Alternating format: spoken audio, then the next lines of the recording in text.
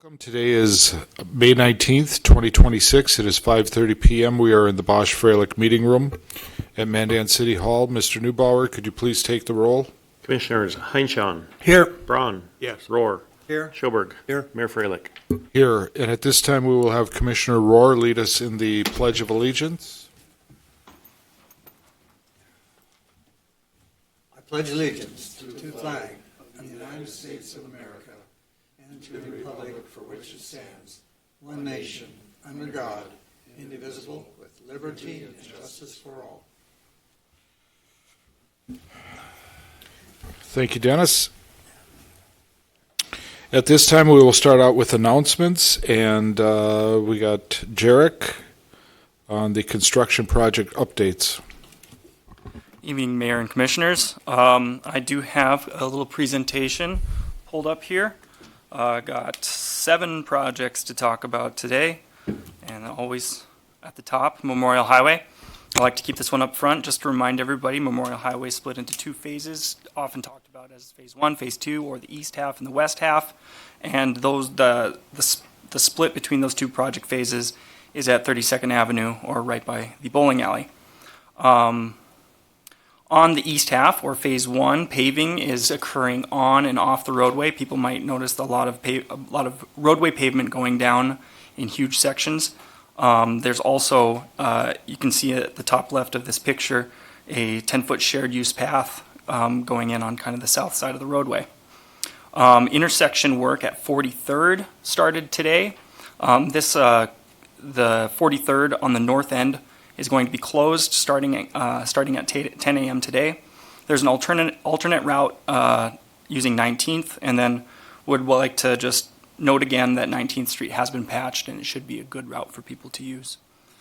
Kind of another look at the east half project here on the right. Phase 1 should be complete at the beginning of July. We just had a kind of a schedule update today, reiterating that we're still on track for that completion date. Phase 2, we've got Main Street intersection work going on, and people can still expect traffic pattern shifts to continue as the contractor kind of hops around to different sub-phases with that Main Street work. I do have a couple pictures here. We were able to get drone pictures of the Main Street intersection for people to just get a bird's eye view of what's going on there. And then this portion of the project should be complete in June, and then the rest of Phase 2 will be complete in 2027. We have our First Street reconstruction project going on. Last week in Phases 1 and 2, there was a lot of water main installation happening. And then this week we have sanitary sewer installation happening in Phase 1. And then in the near future we can expect sanitary sewer to continue to be installed, as well as storm sewer. And then grading and base will follow that, curb and street will follow that, and then as things close with curb and street, other areas will open. So then they'll move on to Phase 3, and then they'll close something behind them and move on to Phase 4. So that's kind of the progression that we can expect for this project. Did get the police department went and flew this project for us today, and we were able to get some pretty good drone footage and drone photos here too. So appreciate police department doing that for us. There is a newsletter that went out on May 11th. I think that the contractor's been doing a pretty good job at keeping people informed and doing a lot of public engagement. So I just wanted to mention that there are newsletters available for people. I think that distribution list can be expanded if people are interested in receiving that. Collins Avenue Reservoir, nothing super new going on there. Still working on finishing up the retaining wall work and doing site grading, and reservoir painting should start here soon. So that project's kind of coming to a close, should be done midsummer this year. Just another viewpoint there. We have a downtown concrete project going on. This is 60 locations at different spots in downtown. We have an interim completion date for mid-June on this project, or a completion date for mid-June on this project, and we are currently tracking to meet that date as well. 8th Avenue Northwest and 27th Street, we had our first public input meeting on that last week. on Thursday, I believe, and that was at Mandan High School. A lot of discussions at this first public input meeting about how people can get involved with these projects, how people can let us know what their concerns are in their neighborhoods, and through that it would inform the scope of the project and therefore the cost and stuff like that, so we can get a really good price before we start talking special assessments. We have our second public input meeting scheduled for June 25th at Mandan High School, and we have it scheduled for the PLC room as well, same location, but it was pretty cramped in there, so we might try and find a larger location at the high school if we can. Our intention with our timeline is to bring this for district creation at the June 2nd meeting. We would want letters to hit people's mailbox on June 2nd or maybe June 3rd, letting people know about the second public input meeting, as well as estimated special assessments and what the protest process looks like. So people in that area can expect contact soon. Water and Sewer District 65, this is up by Lewis and Clark Elementary. Right now, most of the work has been concrete work. There's been a lot of kind of diamonds put around some of the above ground utilities like manholes and gate valves, as well as ADA ramp work in the area. Last week we had a startup of our pressure relief valve at the corner of 6th Avenue Northwest and Monty Drive, so that went well.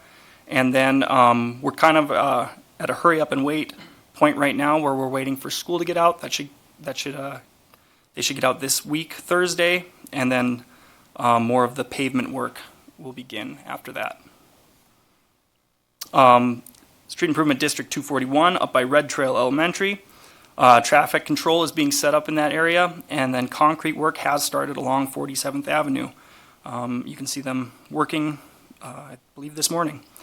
And once again, we will stay away from the elementary school until school is out. So next week, people can expect that work to kind of expand to the east. And then once again, all of our projects, we try to keep our websites up to date, and people can either scan this QR code or visit our city website at cityofmandan.com/projects to get updates on these projects plus more. And then I guess I did want to mention this isn't a city project necessarily, but it does affect a lot of our residents. MDU is active with gas line replacements around town, and they are doing underground boring with kind of this yellow pipe looking material, and then they're following that, closing up holes with asphalt or concrete and stuff like that. And right now they're active in that Monty Drive, Lewis and Clark Elementary area, as well as just east of the post office. So we do get a lot of questions around that, and it is a separate effort, has no special assessments associated with it, is impactful, we acknowledge that, and we do try to work pretty closely with Michaels and MDU to sort out the issues related with that one as well. And the duration of that project is? That is split into kind of 7 sub-projects that are, I think MDU is intending to complete over 7 subsequent years, and I think we're in year 2 of that effort. So. Okay. Any questions for Jarek? Mayor Jerry, back on the Memorial Highway in the east end, you say completion in July sometime. Does that include the medium or the center things and the associated landscaping on the sides as well? Mayor Commissioner Rohr, yes, that is final completion. That would include everything. They are being held to their original completion date, and they are on track to meet that original completion date of everything. Okay, well, good. I hope the weather and everything else, yeah, we still need the rain, but I hope things cooperate to help that come to that end. Me as well. Any other questions? Not, thank you, Jarek. At this time, and do we have a picture for the scholarship winner? Okay. Then I will just announce it. We're announcing Aaliyah Langang is the first recipient of a scholarship from the Bismarck Mandan Mayor's Committee for People with Disabilities. We met with her yesterday, took a picture. We were a day early, but that was okay. And Aaliyah plans on attending BSc to pursue a degree in psychology So congratulations to Aaliyah. And now we will move on to the Fire Department Public Information Meeting. Chief Bitts. Good evening, Mayor and Commissioners. Just an announcement that we're going to host our third public information meeting on June 1st at Fire Station 1 at 6 p.m. And again, it's an opportunity for citizens to come out, sit through one of our boring PowerPoints. No, it's not boring.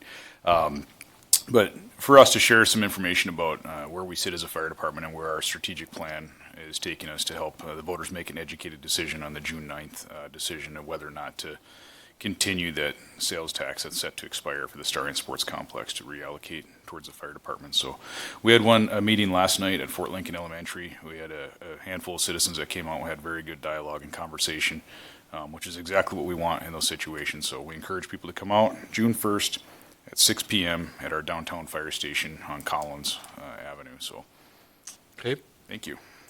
Thank you, Chief Bitts. Now we will move to Matt Shannondor, Mandan Progress Organization, to give us a overview of Touch a Truck. Good evening, Mayor, Commissioners. Thank you for having me here tonight to talk about Touch a Truck and the fun we had over the last weekend. So I've got some photos from the weekend here that we have. Let me get this full screen here for you. There you go. It was a great weekend. Weather turned out very, very nice. We had just about, our estimates, between 94 to 9,600 people that attended the event and took in Main Street, the parks, the food trucks, the trucks themselves. We had just over 50 businesses that were involved with it and about 75 vehicle pieces of equipment that were on display with this. So it was a big event. We had about 8 food trucks and a handful of vendors in Dykshaw Park, along with inflatables and things like that. So let me just kind of pull through some of these here. Go down. Some of the truck ones. Some of the most notable vehicles we had were some of the big kind of digger pieces of equipment we had on display. Central West Services made an M with their pumper truck at the west end of Maine. There you can see some of the inflatables we have.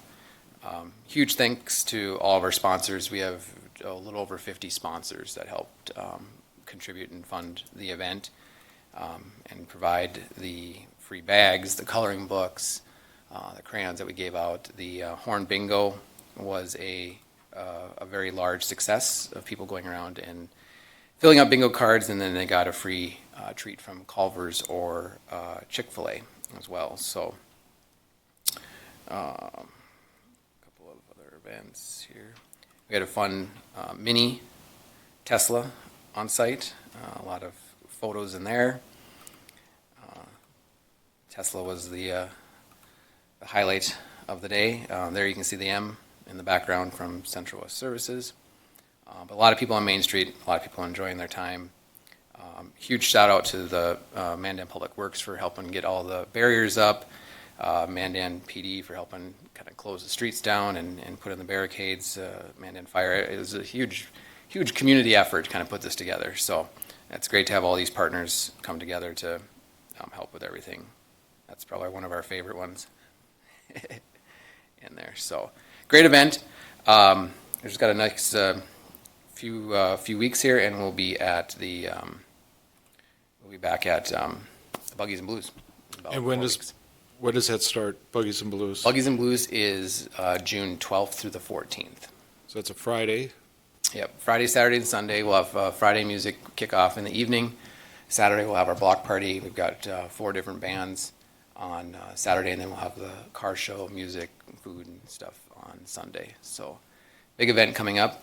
A few things are taking place in Dykshaw Park. If people are seeing some changes, we do have the band shell is getting a little bit of an upgrade as part of some visitor funding money that we had to kind of get it ready for the 4th. So this is a mock-up of what it will look like shortly here this month. Working with Heritage Exteriors here in Mandan to kind of spruce it up and give it a fresh new look for the summer season. So that should be ready by Buggies and Blues, if not a week or so after that. But it will be ready for the 4th of July celebrations when we have the Art in the Park music and entertainment on the stage. Okay. Thank you, Matt. Good job this weekend. Thank you. Now we will have Carrie talk about community cleanup.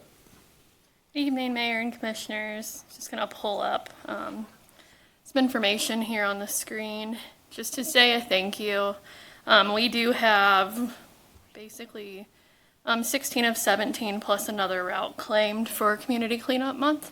A lot of these routes have already been cleaned, and some of them will be done this week and this weekend and next week, but things are really moving. So I just want to give a shout out to Girl Scout Troop 87058 Capital Credit Union, Delphine Marshall, Sharon Johnson, and Annette Carey, AE2S, and Robin Kalinowski, More Engineering, Abra Auto Body, First Community Credit Union, Prairie Rose Family Dentist, Deb and Tim Hopoff, and Nikki Helbling, Citizens Church, Interstate Engineering, James Gustafson and Friends, Cub Scout Pack 153, NISC, Center Incorporated, HDR, and Martina Dvorak and her friends.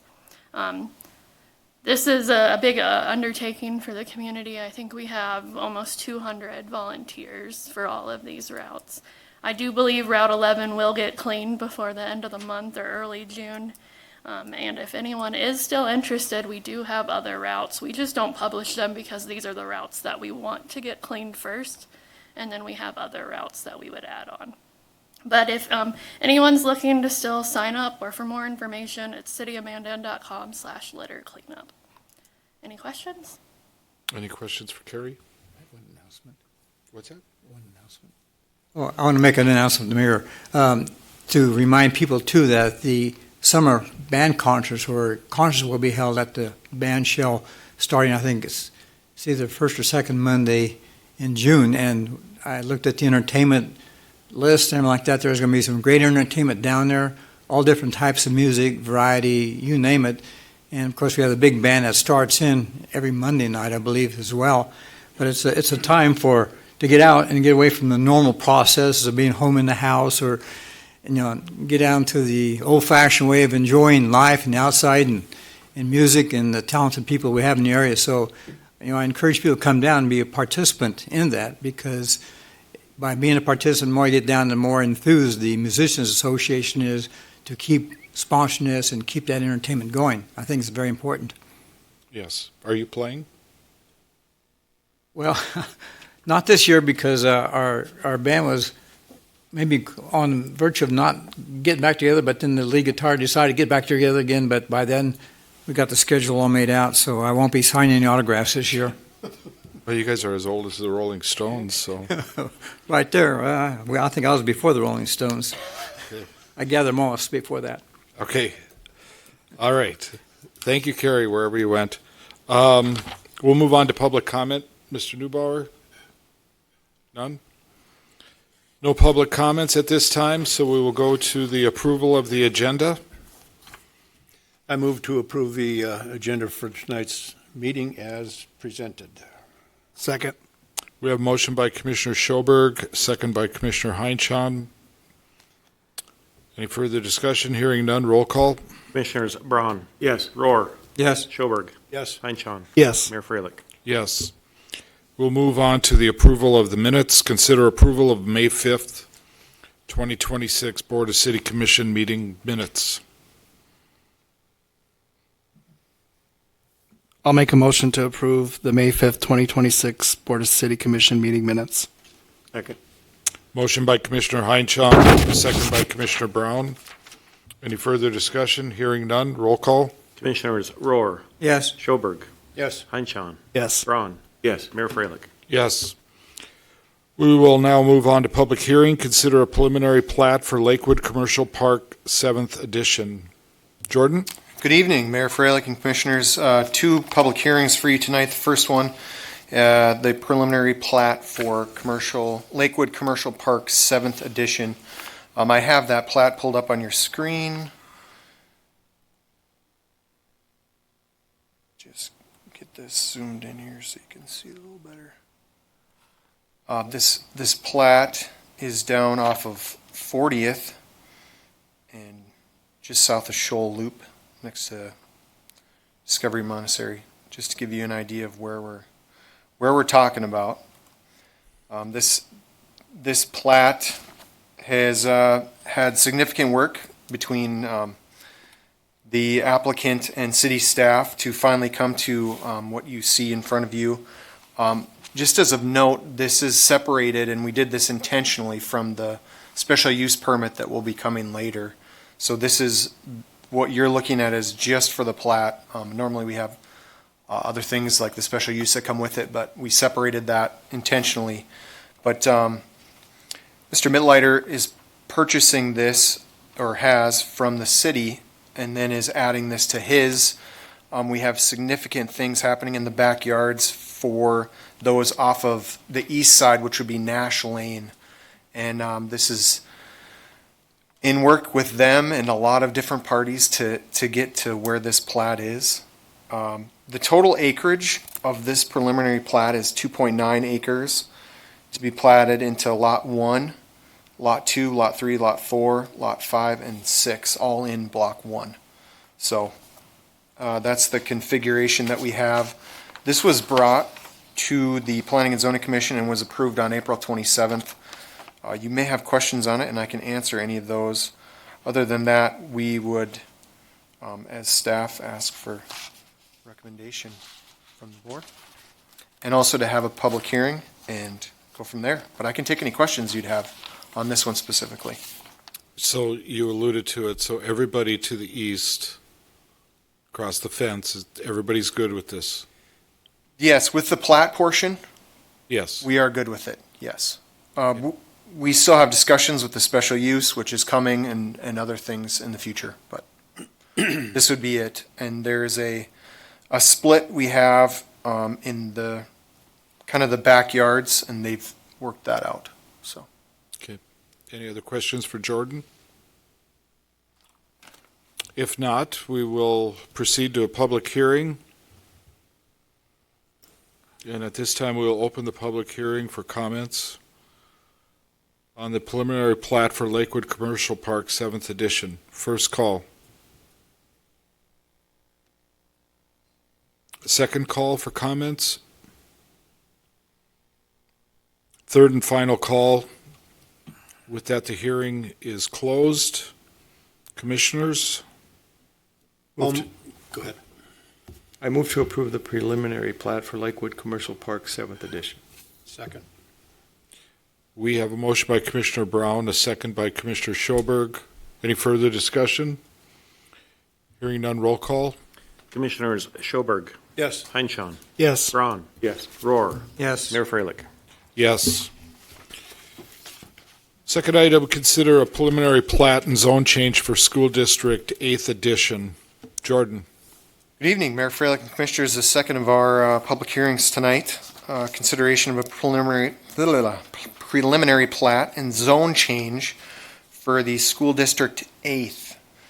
This is the existing high school site, and you can see the plat on your screen that also has the Brave Center, the ASA, also in this plat. Now, if you look really closely, you'll notice there is a lot going on here, maybe underneath the surface. One of the reasons that we have a new plat with this is the amount of different utilities and different things associated with this site. There was a lot of existing work, and for those that have driven by, they mostly got the old high school tore down, and a lot of the underground work is being taken place now that spring is kind of here, and this is the result of that. I know there's been a lot of questions just on, let me pull up the zoning map of this. Now, the one thing that we'll note is this was what we have, and the reason we have the zone change is because this entire site, which was owned by the school district, was zoned agricultural. And because of the existing parks properties and school properties that are now on there and there to stay, we felt it as staff necessary to change that So you'll see them located as CC commercial districts, which they would be compliant in what they currently are today. So that was important for us to get that in there. We also suggested, and rightly so, along 6 to have another commercial lot, along with the 3.2 to the south. This is 7th down here, and then R7 to the west. This is all in the change, but this is not what it can, or I should say what it may be. This was a suggestion from city staff to have these different type of zoning districts. Could there be something different in the future? Absolutely. But we put this tag as these different zoning districts on there for the school district to be able to bring this plat with the zone change, obviously, so that they're able to, in my understanding in the future, sell these lots to either developer or whoever would like, with the existing ones that are the school districts. Now, there's 2 existing ones up here, and it doesn't show the overlay map, but this CC one up here would be what is now the skate park. And then the city obviously owns this and has it as a grass site currently. So there's a lot of different things going on, but just the backstory on that is that we put zoning on it because it was agricultural, and it didn't make sense to keep that. So as staff, we kind of suggested this. Could that change down the road? Yeah, someone may come in, but if they change that, obviously another zone change brought to you as well. But this is our suggestion. This is what they have. The one thing I'll note is we do have in the just staff comments of different things, the 4-way intersection, and it would be in your recommendation for being contingent upon inclusion of a roundabout. We just wanted a little extra space and maybe the corners to be able to possibly have that in the future. So once again, one of those things, it's going to be down the road, but for now, this is what the school district is wanting in this preliminary plat, to be able to sell those lots and move on from their existing property. So with that, you have your suggested motion, and I would answer any questions you might have. Any questions for Jordan? Jordan, I talked with a few people on Saturday, and they were concerned about this roundabout issue. I met with city engineer Jarek, and he provided me with the map that was developed on November 7th of 2023, which contains a graphic reference, a concept. And that's all this is a concept at this point. However, this concept in essence mirrors the zone change that we're going to be voting on tonight. Mayor Freilich, Commissioner Schoberg, I think mostly there might be a few changes, and just to go back to what you're saying, we did have a placemaking grant through our Brownsfield grant that was to the city, and for this site specifically, just to look at future ideas. We knew the school was going to, obviously be moving on from that, and to bring that forward. What is on that concept are a few things that we just, on the north side, you would notice they had the roundabout instead of where it would currently be located, and part of that is just the non-feasibility of the topography. To the north and to that west side, there's a lot of hillside. So that was moved down, and that's still on our website. I don't have it pulled up now, but just as you said, was concept level. Could be, could not be. I know people have different, and I've heard things about, is there going to be a parking garage?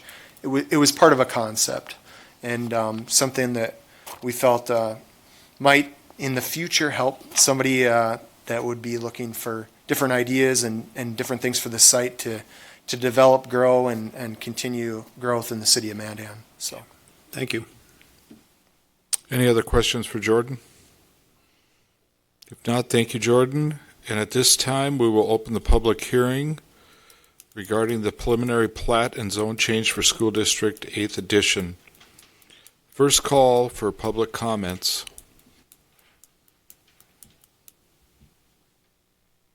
Second call for public comments. Third and final call. Hearing none, the public meeting is closed. Commissioners, what are your wishes? I move to approve the preliminary plat and zone change for School District 8th addition contingent upon, as it's stated here now, the inclusion of the roundabout. Is that Second. correct? Second. Motion by Commissioner Schoberg, second by Commissioner Brown. Any further discussion? Hearing none, roll call. Commissioners Heinchan, Yes. Braun, Yes. Rohr, Yes. Schoberg, Yes. Mayor Freilich. Yes. We will now move on to bids. Consider bids for the 2026 striping project, 2026-21. Riley. Good evening, Mayor and Commissioners. We received one bid on May 15th from TSS in the amount of $306,360. This is roughly 25% over our original engineer's estimate. The way we've kind of set up this motion is going to give you two options tonight. We're leaning towards awarding the bid, but we've also set up in a way that we could possibly re-advertise the bid too.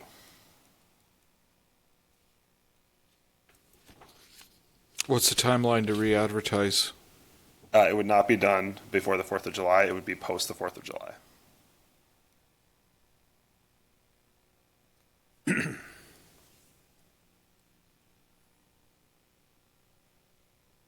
Commissioners, any questions for Riley? Riley, if we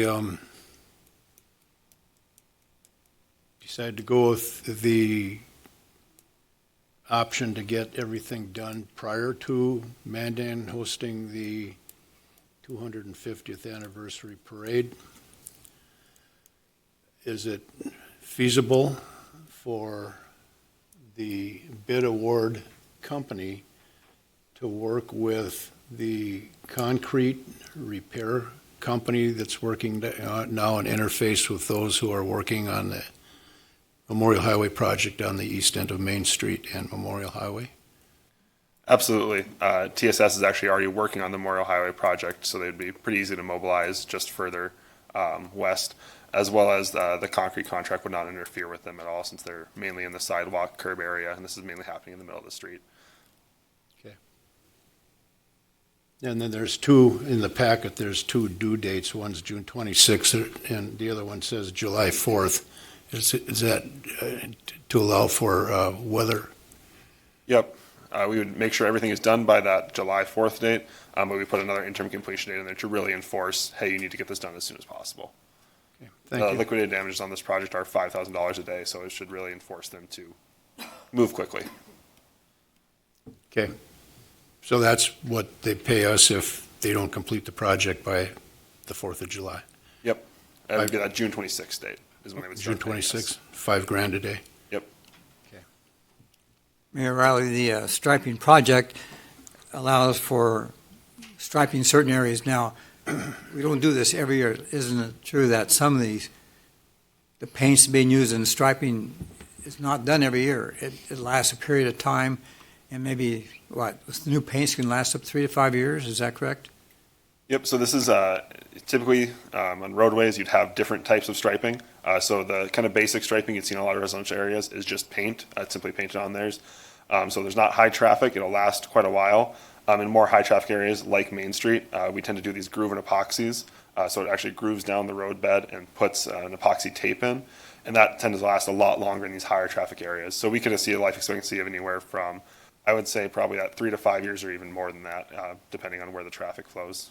So we wouldn't end up spending over $300,000 next year because we'd have a lot of this ready down and wouldn't be eligible for repainting for a year or 2 or 3 years? Yeah, we would definitely wait until we'd see kind of those wear signs.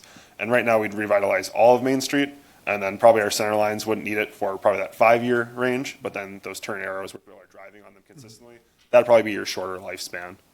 Okay, thank you. And this is just striping, there's no painting of curbs or anything? Nope, this is just kind of that main line striping. So I talk about the center of the roadway. It's kind of your center line stripes as well as your turn lane stripes and the arrows and crosswalks. So it does include some crosswalks on First Street as well. For those people who kind of park on that street, they can walk down to Main Street easier. Mayor and Riley, have they given a timeline of the duration of the project? How long does this take? They have not provided a timeline with us. That would kind of happen further into the contract. We'd get the contract and the timeline roughly at the same time. But like I said, we do have those interim completion dates, so we would be really hard to, you have to have it done by these dates, otherwise those liquidated damages would start applying and we would have repercussions. We would track their progress too and monitor it internally and say, hey, does it look like they're going to meet it? Do we need to possibly say, hey, you need to add more crews? That's something the engineering department would track internally and make sure that they're on track to meet their deadlines.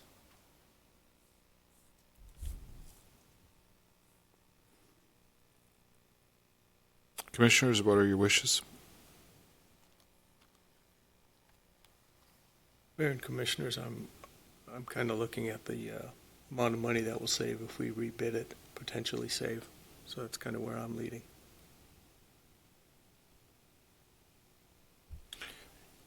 This was advertised in what, 3-state, 4-state area? In terms of like advertising for the bids? Bids. We advertise on Quest, which is an online bidding environment, so people from California could look at it if they really wanted to. We probably wouldn't see a competitive bid from there, but we do online bidding, so anybody could look at it.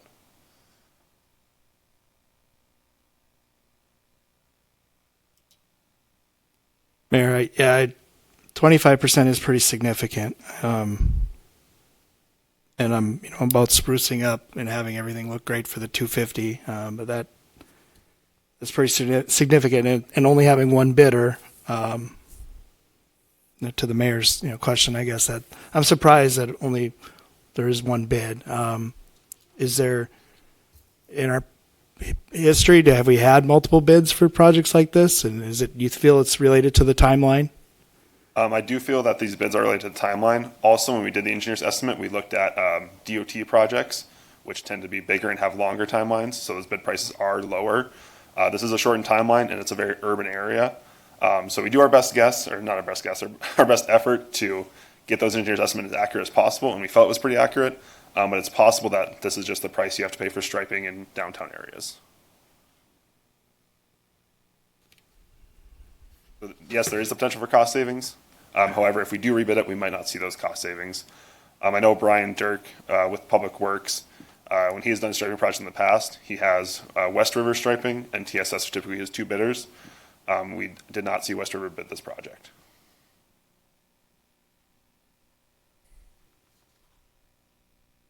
So if we rebid it, you would change the parameters of the bid. You would change the duration of completion.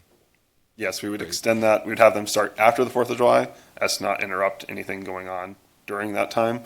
And then we'd have interim completion dates likely in September or October, give them a very long span to complete this project. Okay.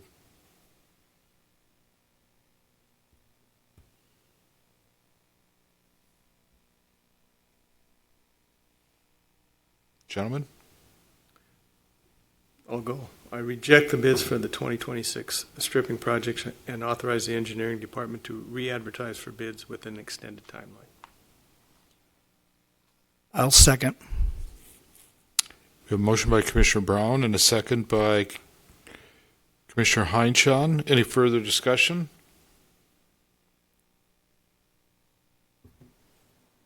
Roll call, please. Commissioners Braun, Yes. Rohr, Yes. Schoberg, No. Heinchan, Yes. Mayor Freilich. Yes.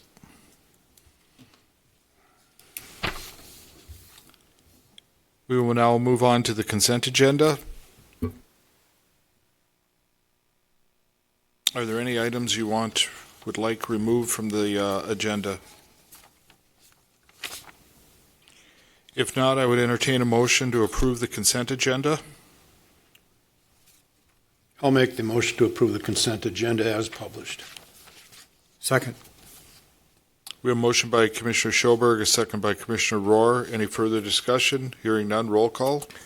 Commissioners Schoberg, Yes. Rohr, Yes. Heinchan, Yes. Braun, Yes. Mayor Freilich. Yes. We'll move on to new business, presentation of the 2025 Annual Statistical Report. Chief Ziegler. Mr. Mayor and Commission, what I'm presenting to you tonight is the 2025 Annual Statistical Report. This is a report that's compiled of information that we collect over the year of 2025. I want to thank Carrie Schmidt and Tasha, Scott, who's my administrative assistant, for really doing a lot of the nuts and bolts in this report. It's really kind of a continuous labor because you constantly got to check the numbers and make sure that they line up with the NIBR's numbers and everything else that we submit to the state. What I'm going to do is I'm going to go through this and I'm going to highlight a few things, kind of explain a little bit what the report is, and if there's any questions, I will answer those. Let's skip over this here. So the first one that we're going to come up to and talk about is the call volume. So what you see here is from 2022 to 2025, the little chart down at the bottom shows over the years. The one at the top shows last year, and it shows it by month. So you could see in January we handled 883 calls for service. A call for service is any call that we receive at the police department that we would respond to, whether we take a report or not. And then you can see as it goes, it peaks in the summertime. And then December, it usually starts to go down, but last December it kind of spiked back up. And the reason for that, it's the holidays. Families are together, different things happen. So that could cause the spike there. So you can see those. Now the other one, the orange line right here, what that is those are what we call CRs, case reports. And those are calls that we respond to that we actually take a physical report and investigate it. So for this year, for 2025, our calls for service did slightly go up from 2024, but our reported reports, our CRs, our case reports, actually slightly went down. So that means we went to more calls, but we took less criminal reports. So that would be for the calls for service and the case reports. And I can answer any questions if you want me to per thing I discuss, or I can go through the whole thing and then answer questions. It might be easier if there's questions on this here so I don't have to file back to it. If there's any questions on the calls for service. If not, I'm going to move on. So Group A offenses, these are the more serious activity crimes that you can see. We have to report these to the FBI under our requirements under NIBR's. So you can see from 2022 to 2025, you can kind of look at and see the different numbers, and that's the actual number of case reports that we took in those years. So like arson, it started out in 2022 with 8, then it drops down to 2, 5, and 2. And those are only reported crimes. And then as you can see, as you go down, assaults were down. Burglaries and break-ins stayed the same. The big highlights there is when you look at the vandalism dropping. Narcotics and drug offenses did go up. Fraud offenses went down a little bit, and theft and larceny went down slightly. So you can see that everything is kind of on a downward trend. Seeing those numbers, our Class A offenses have went down 10%. This is a 2-year trend that we're in, and you can see that where the homicides, we're in a 3-year trend on homicides, no homicides, which is good. And as you can see, homicides are calculated by NIBR's by the incident, not by victim. So one instance with 5 homicides inside that one instance is going to show up as 1. It's not going to show up as 5. Any questions with the Class A offenses? And we'll move on. And then underneath it just kind of describes what they are, and it gives the actual definition per century code, what each of those crimes are on the big highlighted crimes up there. And then it talks a little bit about the National Incident-Based Reporting System if you're interested in learning about what NIBR's is. We explain that to you so the reader can get a full grasp of what they're looking at. Then we move on to the four-year crime statistics of comparison of the Class B group. So B group is your lesser crimes. You can see in there, bad checks, disorderly conducts, DUIs, drunkenness, and you can see that there is a slight uptick in some of them. So our B group has went up about 4% approximately. A lot of them are, like your liquor violations and drunkenness and stuff like that. DUIs, if you can see, because of our staffing is almost at full staff, we've went up, and DUIs officers are having more time to go out and do those traffic enforcement things. So any questions with the B group? And again, it adds some explanation down there of what that is. And then these here are just other offenses. These are ones that aren't tracked with inside the A groups or the B group. And so that's just, the NIBR's just listed as other offenses. So you got your child neglect, court orders, domestic disputes, no assaults. So you can see those numbers, and it's up a little bit, a 2% uptick on the other offenses. The big thing when you're looking at the crime statistics, that what we want to see is the downward trend or the stabilization of the A group. As the city grows, as long as that number stays pretty level, it's where we would like it to be, because we understand that even as we stand here today, there's something going on out there that we really don't have control over. And so to try to keep those things stabilized is very important. This is code enforcement. Code enforcement, we had a really kind of a difficult time getting good people in that position. They would stay there. A lot of them became police officers and different things like that. So we were operating with most of last year with just one code enforcement officer. In about April, May, we got 2 young ladies that have really lifted our statistical data. They're go-getters, and they go out there every single day, and they're doing a very, very good job. So even though you see the downtick, that's because there was only one code enforcement officer for most of 2024 and into 2025. So trying to keep those numbers where they're at is good. You can see where our weed and grass and our nuisance calls are went up, but the weed and grass has went down.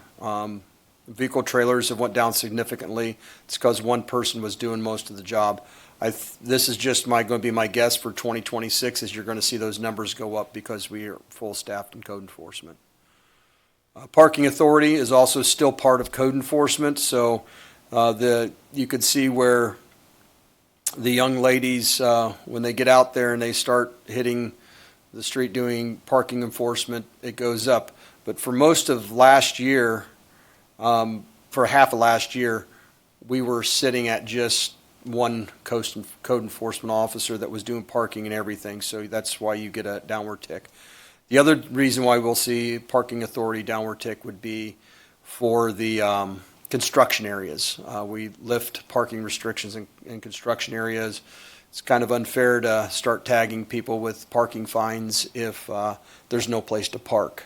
So you could see a drop potentially with all the construction going on downtown, especially in that First Street area. But the rest of the city is still, the downtown area is still enforced. Any questions so far?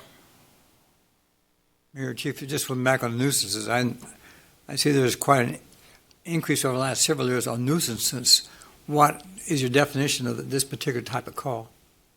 Mr. Mayor and Commissioner Rohr, nuisance calls would be anything that would fall outside of the weeds in the vehicles and the trailers. So junk and debris, we get those calls constantly where people, park or have an unlicensed vehicle parked in front of their house. Stuff like that would fall under the nuisance thing. So mostly those are going to be your junk and debris calls. Okay, because I was looking at property maintenance. I thought maybe that would be the area described there, but I couldn't differentiate, in my mind, what those differences were. Yeah, and there's probably a correlation between the two, but we do get like a lot of just like nuisance calls, like somebody leaving their trash can or they got, a trash bag sitting in their front yard, stuff like that. Your property maintenance could also fall into the grass and weeds, but the property maintenance, when I think of property maintenance, I think of it's the major situations where we have to actually go in and cite them and take them into court and stuff like that because they're not taking care of the maintenance of their property. It could even fall into this not shoveling the snow off your sidewalk could be a property maintenance. So there's overlapping on some of these, but the nuisance calls are more of the base, nothing that's like going to take a lot of time, but it does take time to go out and handle those. Well, this is one area I feel is very important for police to enforce because I'm a strong believer in the broken window theory that, if you let things degenerate, look bad, and the neighborhood starts looking bad, and it leads to a lot of other minor crimes, and to other issues as well. And I think that's one thing that we need to keep on top of is to maintain that level of quality of life and aesthetics and how the city looks, to keep pride in the city and also to keep degeneration from happening. Yes, sir. Next slide is going to be animal control. And so this is another part of code enforcement's job is keeping track of all the animals that are running around our city and violation of leash laws and all the other different animal violations. And along with that comes the impounding of animals, whether it's because of a dog bite investigation or whatever it may be. So you can see that our impounding of animals has dropped pretty significantly, but we're returning them to their owners about the same rate. And then adoptions of animals is a little less, and a lot of that is probably because of the intake of them was down. So we try to reunite animals to their owners as much as possible.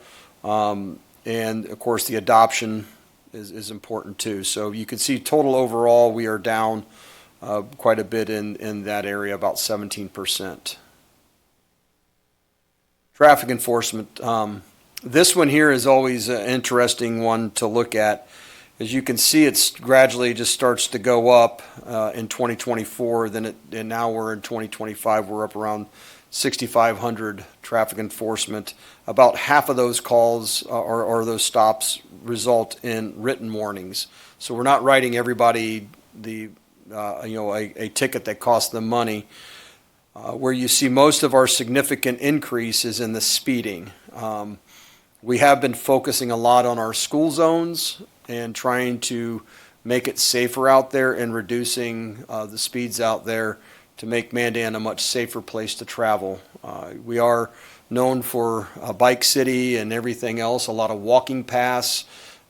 So we really try to focus on keeping our traffic in compliance. And again, on this one here, it also shows the DUIs, which are up. The DUS or DURs, which is driving under suspension, that's people who are their license has been suspended by the state, but yet they still choose to drive. And then when we stop them, we cite them, and those usually go in front of a judge. Any questions with this one? Okay, I'll move on. This is crash report summary.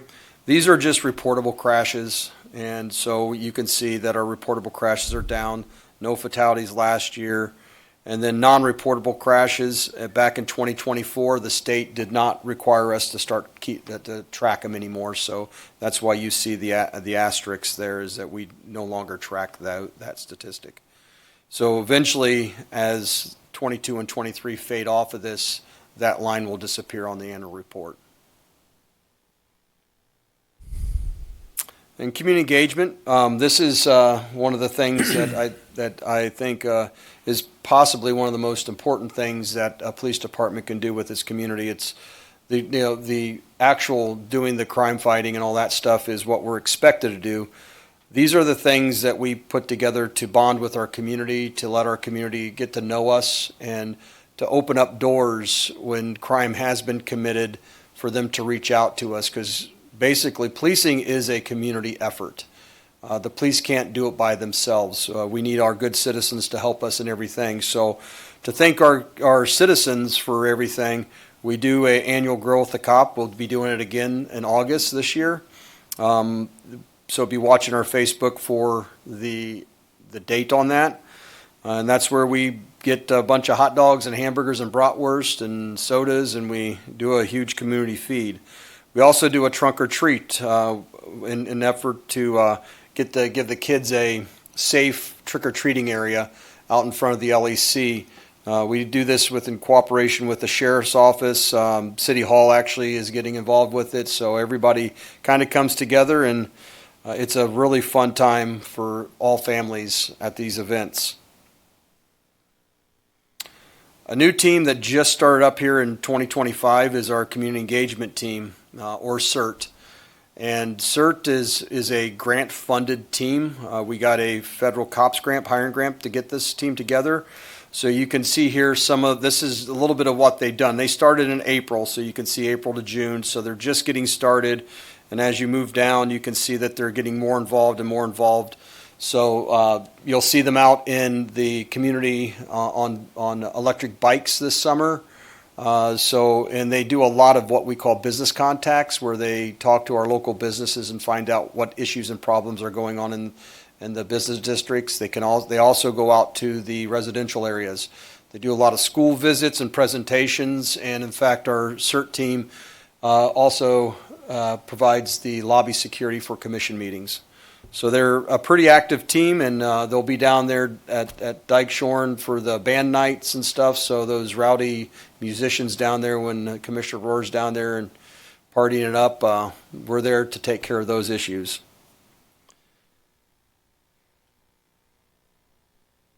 And we'll move on down to, that's still CERT, Special Operations, the Drug Task Force. This is all done, it's a metro area narcotics drug task force. So Mandan, Bismarck, Morton County, Burley County, we all, in BCI, Bureau of Criminal Investigations, we form a task force, and that's who does all the drug enforcement. So there's some of the statistic overview of what they've done last year, from the 1,500 grams of cocaine that they've seized, or 3.4 pounds. You can see the marijuana seized on there. This is everything that they seized, and 39 illegal firearms that they've taken off the street. And then they got the dollar amount of what that value is, the street value of those drugs, on the back side of it. So when you're reading it, you can see approximately how much money has been taken out of the criminals' hands with this information. Mayor, Chief. Yes, sir. On the drug task force, your department donates or contributes to one person, right? Mr. Mayor and Commissioner, that is correct. We provide one drug agent to that. It's based upon population and stuff, but the city of Mandan receives the full service of the drug task force. So like Bismarck, I believe, gives 5 of their police officers, much bigger metropolitan area. But Bismarck police officers come over to help us do our policing of our streets with the drugs. So it's a combined unit. Okay, I was just trying to point at what we contribute in terms of manpower to that particular organization. Yes, sir. This next one is what we call saturation reports, patrols. So we do one in the springtime and one in the fall, and we don't let people know that we're doing them, because that kind of takes the surprise out of it. But this is the statistics that we have accumulated over doing these saturation reports. So you can see that that's what this is about, is trying to get out there and getting in areas where there's issues and problems and stuff like that. And we saturate the area with efforts between Mandan Police Department, North Dakota Highway Patrol, North Dakota Probation Parole goes out. Morton County Sheriff's Office also comes out and assists with this. So it's a multi-agency. We host it and organize it and do the operational plans on it. And as you can see, it's actually a pretty successful evening for us whenever we go out to try to curb crime in certain areas throughout the city. This one here is this is what I call an eye-opener slide. So this shows you the drug overdoses that we've had in our community. The one that always just is alarming is the yellow one on the chart, which is the deaths. We had 5 deaths last year in 2025. One is too many, and it's, even though this report doesn't say exactly which one the overdose was from, what type of drugs, you can see the opioids are probably the highest amount of drugs that we take off the street. And then the other, like methamphetamine, alcohol, and prescription drugs, so we see some of those things. And then unknown narcotics, those are just where we get no report of what type of drug it was that they were taking. And the individual lives, but we just don't have the toxicology report to tell us what type of drug, so it goes under unknown. As you can see, in 2025, we didn't have any of the unknown drugs. And then, of course, the last one is the Narcan use. That's where officers actually use Narcan to revitalize somebody or attempt to revitalize somebody who has taken an opioid, which would include fentanyl. So that just shows you that it does exist in our community. Even though you look at it and you say, well, 30, like I said, the 5 deaths are probably the most alarming part of it. Warrants. We do have a U.S. Marshal. We're part of the U.S. Marshal task force here in the metro area. And in the state of North Dakota, our one warrant officer is deputized by the U.S. Marshal, so they can go really anywhere in the state or, in that fact, probably in the country to help with that stuff. But they very rarely take them out of the area on the High Plains Fugitive Task Force. But you can see that our warrant officer has been busy. The felony warrants at 153, misdemeanor warrants at 87, federal warrants 17. And DOCR warrants, that means DOCR, Department of Corrections, has put a warrant out on somebody and they're looking for them. And that person was collected within the metro area. So our warrant officer made 260 warrant arrests last year. Then our beloved K-9 unit. Cooper retired back in October, so he is enjoying his retired life. With Sergeant Scher and his family, who was his handler. Medvey's still out there and patrolling right now, so he's got about another year and a half before he will hit his retirement. We did budget for another K-9 to come on board in 2027. If that gets approved, then we will add another K-9 to this list, and Cooper will retire officially from the annual report, and the new K-9 will take his place. So this just gives a little bit of information on the K-9s themselves. And then our drones. We do have a drone team. They were deployed approximately 43 times in 2025. They would have probably been deployed a lot more if we had more drone pilots. We lost a couple of our drone pilots, left our department, so we were down to only about 3 drone pilots. One detective, my deputy chief is a drone pilot, so he got tasked quite a bit to go fly missions and stuff, but that's not an idealistic thing for a deputy chief to do, though he loves doing it, I know that. So we currently now have 8 certified drone pilots, and so our missions are being flown daily now. And like Riley said, that we actually flew a mission for him earlier today to get the First Street Project video and pictures. But they also get deployed out on many other things like missing juveniles or person cases. If there's anything that is traffic related, or we're looking at areas where barricaded subjects and stuff like that. We also work in concert with Bismarck, because Bismarck does have a pretty robust drone program compared to ours. Chief? Yes, sir. Just so the folks at home know, these aren't the nickel and dime hobby store drones, correct? Mr. Mayor and Commissioner Schoberg, that is correct. These drones are about $8,000 a piece. We have two of them that are about $15,000 a piece. And this one that you see here on the picture here is we've got three of those. One of them is at end of life, so that one will probably need to get replaced here in the near future. And we got another one that's down for maintenance. And then so this one here we got one that's flyable right now. So then our two lemur drones, which are tactical drones for indoor flights, they're still operational. We need some software updates on them and stuff like that, but they're still operational. And the FAA has a ton of governance rules that we need to abide by, including the officers who fly them need to carry an active Form 107, which is basically they have to complete pilot flight school. Mr. Mayor and Commissioner Schoberg, that is correct. All of our pilots are 107 certified, and we do not have a line of sight waiver, so when we're flying it, the pilot has to be able to see the drone flying. On most missions, we'll have an observer with them to help observe the flight of it, so the pilot can take care of what the pilot needs to take care of. Thank you. Yes, sir. Use of force. We're almost there. We're getting close. So use of force, this is where we track how much force our officers have used out there. As you can see, the 119 uses in 2025 is up a little bit from 2024. But when you look at the actual statistical numbers of what they've done, it looks pretty comparable to the year before. OC spray, I'm surprised we had one deployment, but we had one last year.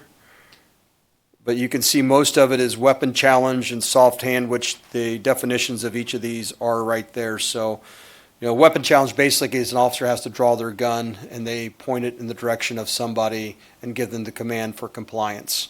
So that happened 59 times out of the 119 use of forces. What's interesting is when you go down this next chart, you look at it compared to the arrest rate. And because that's where most of our use of forces come in play is when we arrest people. So you can see our arrests went up from 2024 to 2025 pretty significantly, but our percentage went up slightly. So you can see that our officers are making good judgment calls, and what we like is when we see that zero at the very top, which is the deadly force one.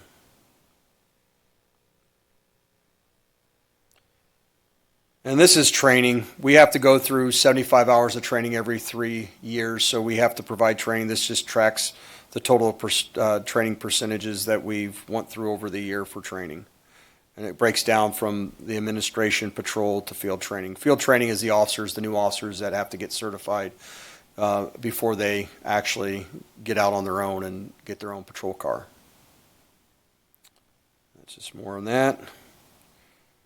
And employment opportunities, operational definitions. These are just the definitions of what's inside here. So if you're interested in learning more about certain things, go to the back and you'll be able to look up the operational definitions, the summary, and that is it.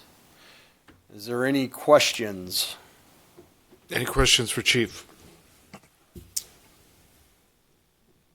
Where's this information posted? On the city website? Mr. Mayor, it will be on the police department's website, and I'm sure we can get a link on the city's website also. Do we have one, Mr. Dubauer? Should be posted on the city, right?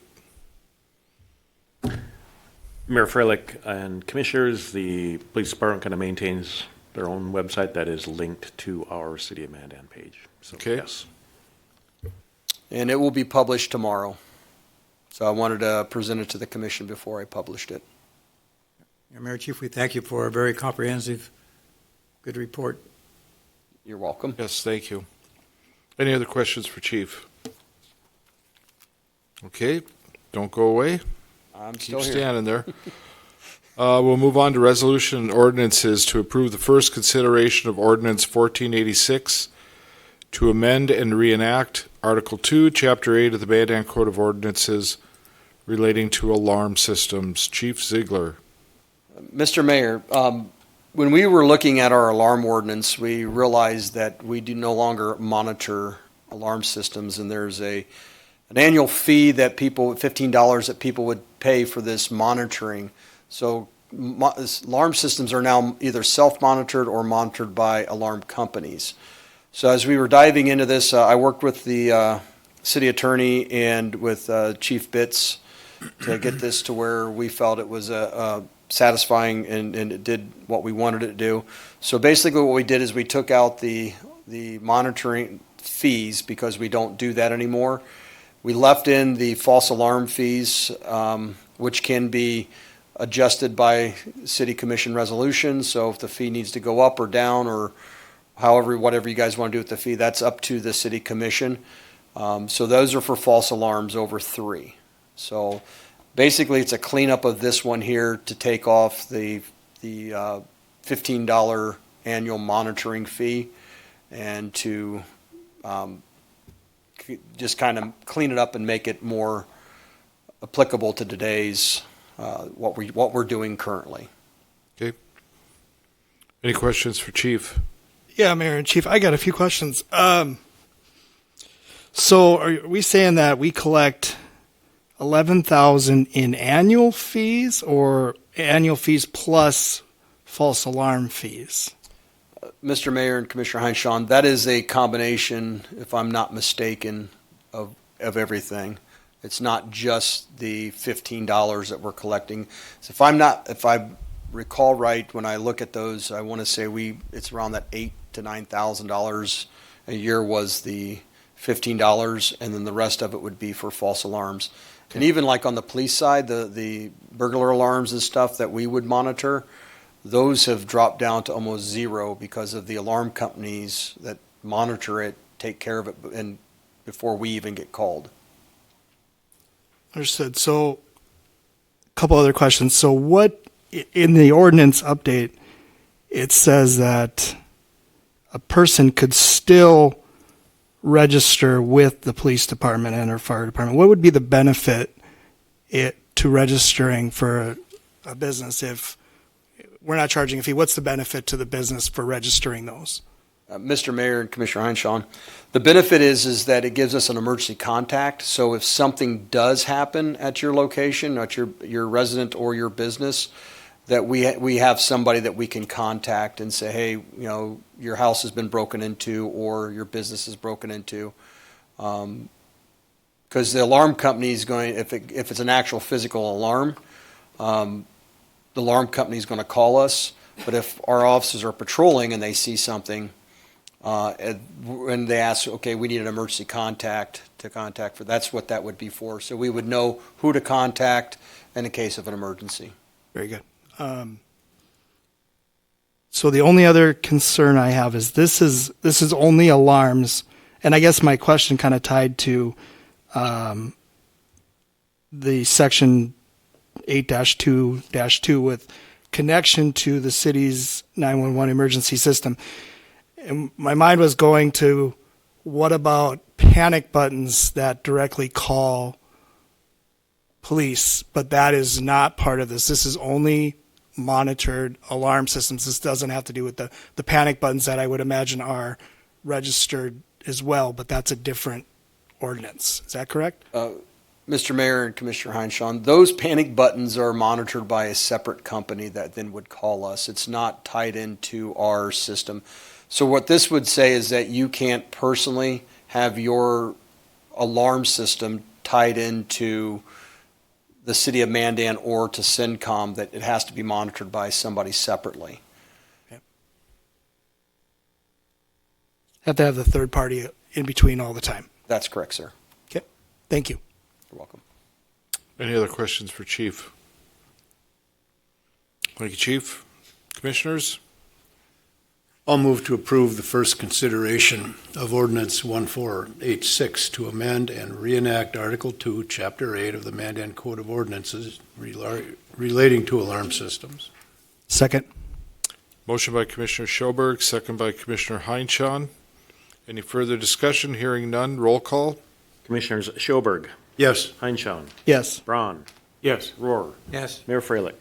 Yes.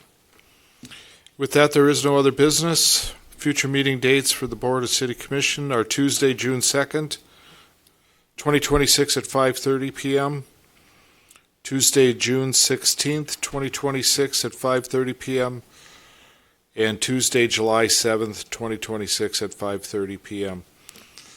And with that, be kind to your neighbor, be kind to yourself, and it's onward and upward, Mandan.